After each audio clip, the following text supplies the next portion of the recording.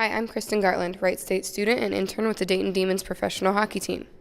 The Demons had a successful weekend with a 6-3 win over the Danbury Whalers on Friday night at home, then a 12-1 win against the Steel City Warriors at home the next night. During the Danbury game, the fans got a guest they weren't quite expecting.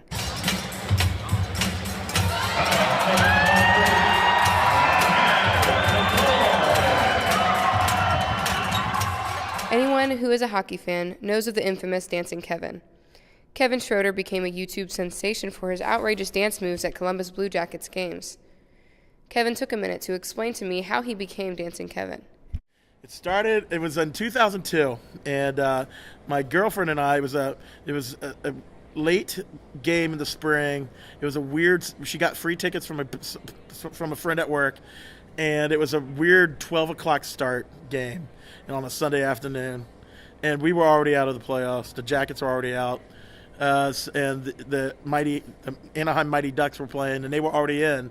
So they were resting their big players, Paul Kariya, Timo Solani. They weren't even playing.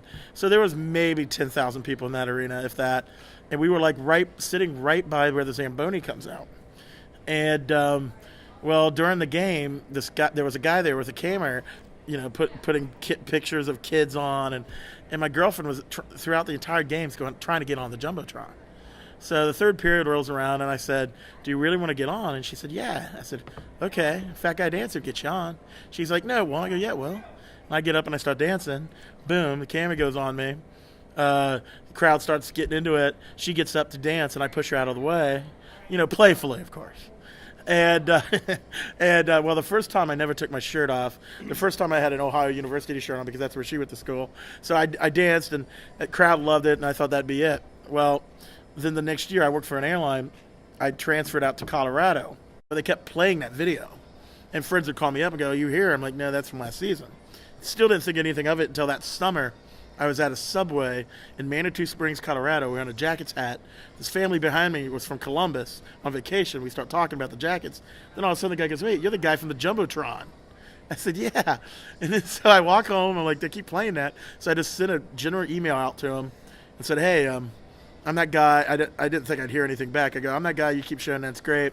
But, I work for an airline. I fly for free. I could come back and do something different for you." Well, they got in touch with me and said, "Yeah, sure." Well, then the lockout happened. That was 2004. And I thought they'd forget about it. Well, as soon as the lockout was done, they said, "Can you be here for the home opener against Calgary? We'll give you a couple of tickets." I said, "Sure." So me and my girlfriend fly back. And I'm like, I'm going to take my shirt off. So I had to go CBJ on my belly. So I start dancing. I rip off my shirt.